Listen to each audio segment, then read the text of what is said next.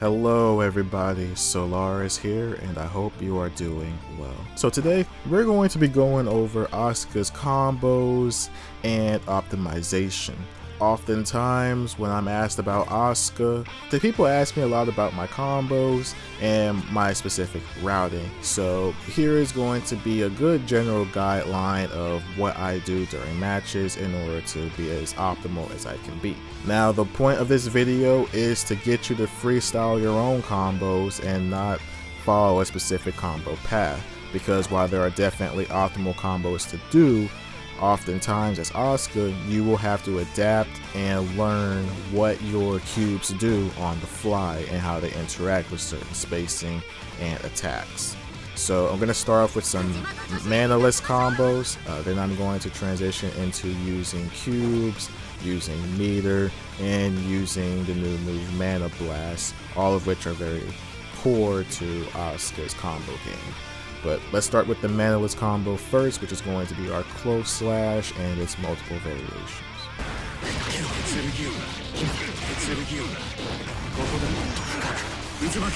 Now, depending on your timing, you might be able to block a reversal. If you tap it, it does have a specific duration. So, base your safe jumps off of that. Now I'm going to show you an alternative version of the combo, which can be used from half screen and a little bit shorter to get you a full wall break. And it's going to recover a large amount of mana as well.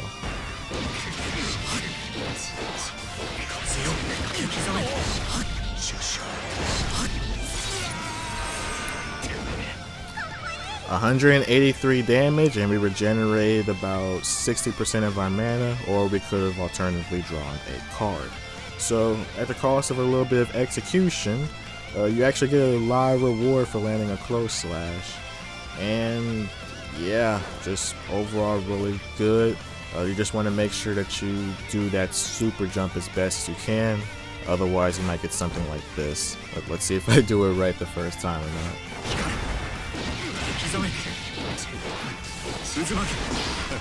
Yeah, see how I dropped it right there?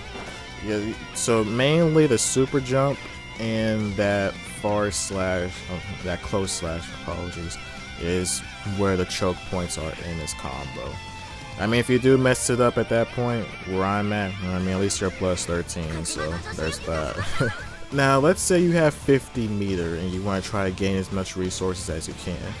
I'll show you a combo that's pretty effective with that.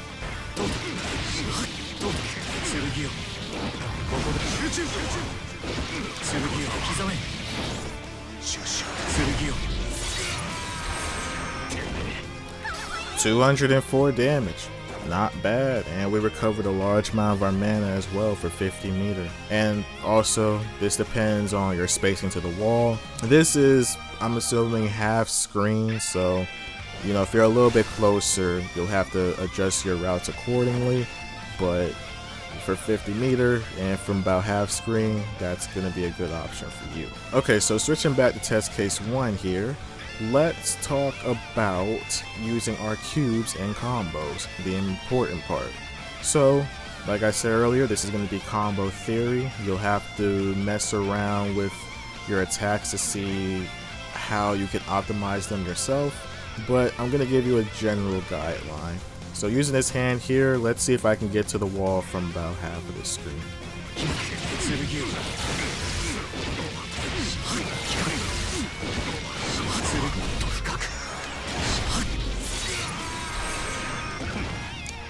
Pretty easy. Now, let's see if we can start implementing the most important part of Asuka's toolkit. And I'm going to showcase this with a 2K 2D instead, because that is a lot harder to, well, not a lot harder, but it is the time you will use this technique.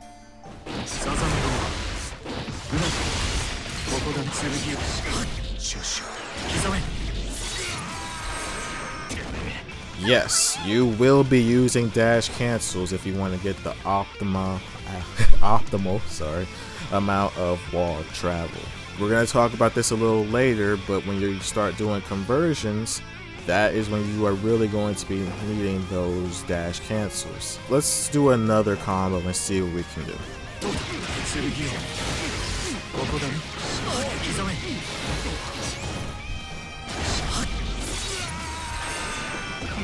Now, I showed that specifically because I wanted to show you that you can do Mana Blast even if you have mana, as long as you input a spell from one of your empty slots. And like I said earlier, Mana Blast is really good for getting you that wall travel. Now let's go ahead and switch to my personal favorite, Test Case 1, and let's see what type of combos you can do here.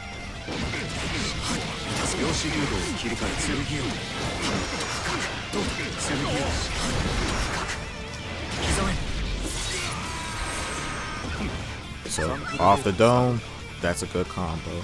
Now, something that I want to show you is, depending on how close you are to the wall, you can implement other normal attacks without having to spend cards to trigger wall breaks.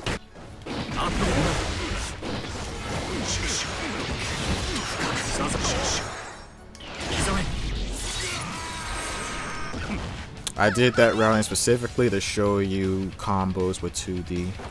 Now, you might be asking, why would you do 2D there instead of Mana Blast? Well, 2D allows you to get a mana charge off because you get to chain it immediately after. You cannot chain anything after Mana Blast. See?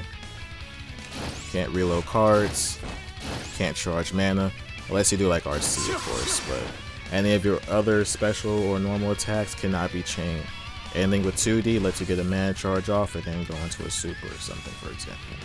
Alright, next segment, staffs. This is going to pertain more so to Test Case 3 because that gives you a lot more combo potential with staffs. I'll show you this really quickly, there's not really going to be much to it.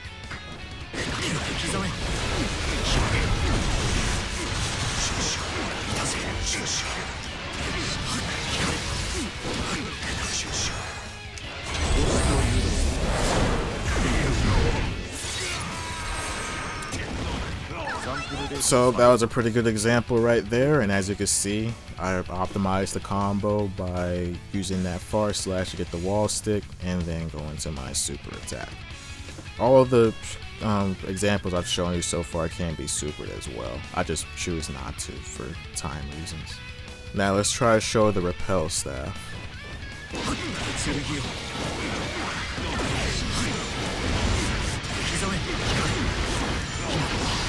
That one's a little bit harder to get a knockdown on because the opponent's going to slide down to the ground.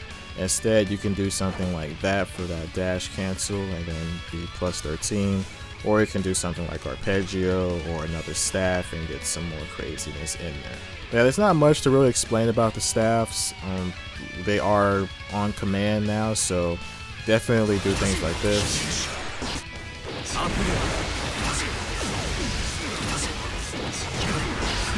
Now, the final thing about the staffs, and specifically the gravity staff, is they are very good for getting your mana back.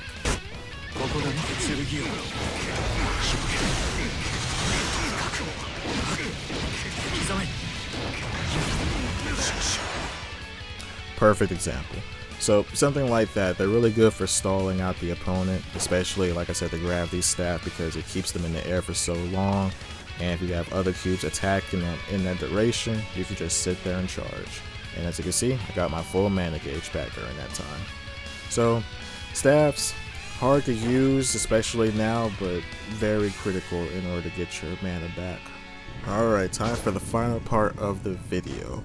So we're going to be talking about conversions, and this is one of the most important things and underrated things about Asuka's combo game. And I picked Anji here specifically because he has a string that I really love punishing, and it'll show you a perfect example of what I mean. In case you don't know, conversions is basically converting stray hits into full combos. So I'm gonna have Andre do a very basic string here, and the string that I love punishing the most.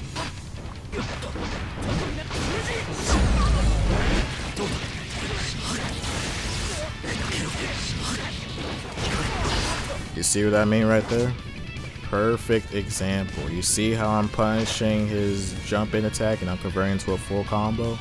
What would it look like if all I did was just not convert?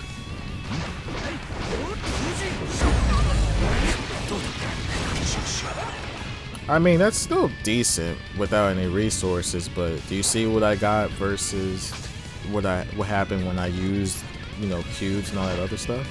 I got a lot more damage, and with Asuka doing little damage as it is, but, you know, depending on your situation, that'd probably be a lot more useful. But let's say the opponent is just regularly jumping, right? Or maybe you get like a counter hit. Well, then let's see what that looks like.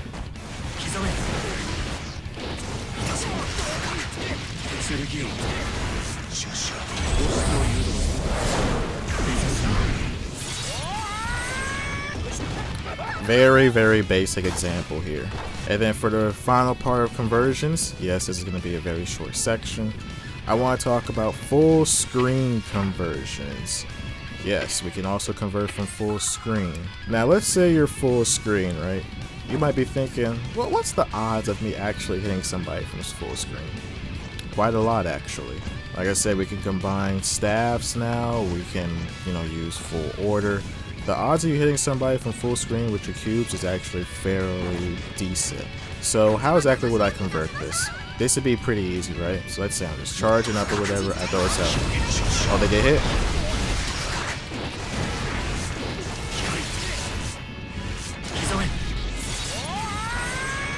Teleport's going to be your main way of converting these stray hits. So without teleport, it really is kind of hand specific. But then let's say you have this level 5 spell, right? And you have some mana to spare. Well, you could do something like this.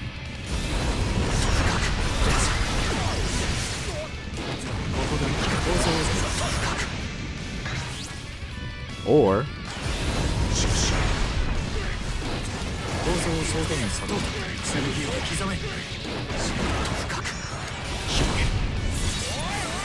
ignore that messed up super input, but you see what I mean? We could also do something similar with Arpeggio, but it really does depend on the distancing here.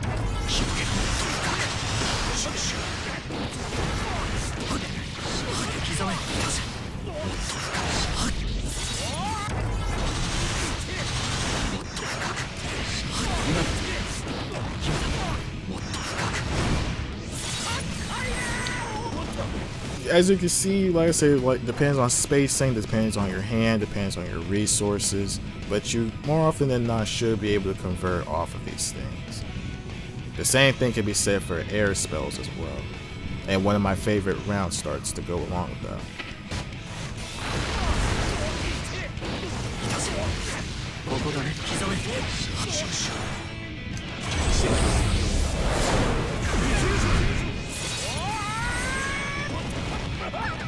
So that's with a Terra Firma starter, but let's say both you and the opponent are in the air. What do you do then if you hit them with a random spell or something?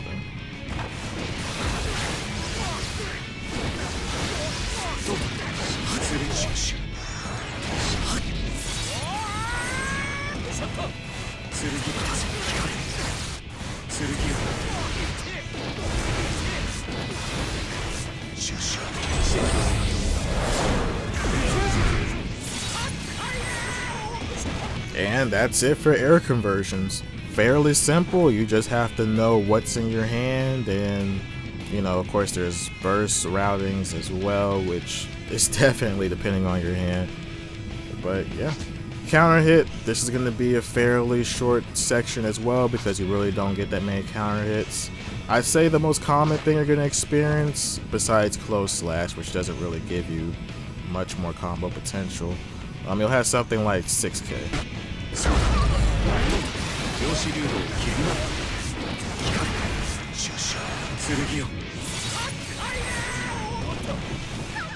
So there's that. And with the new buff to 6H, you can actually get a hard knockdown with this now.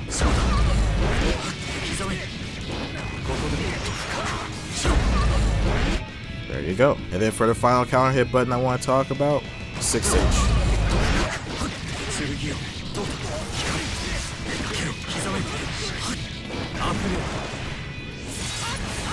Missed the optimal, but close enough.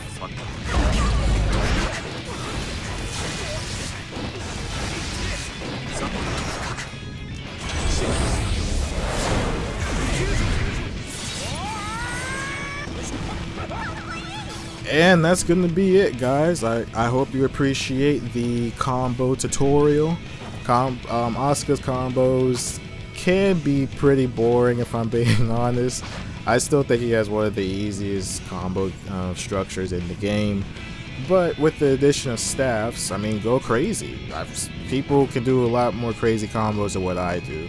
My combos are more so focused on my personal playstyle now, which is, you know, depleting as much mana as I can and then recharging it while the opponent is like full screen, right?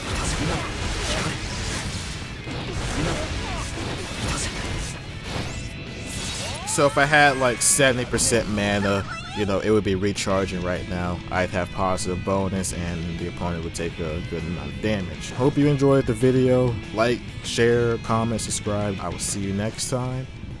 Peace.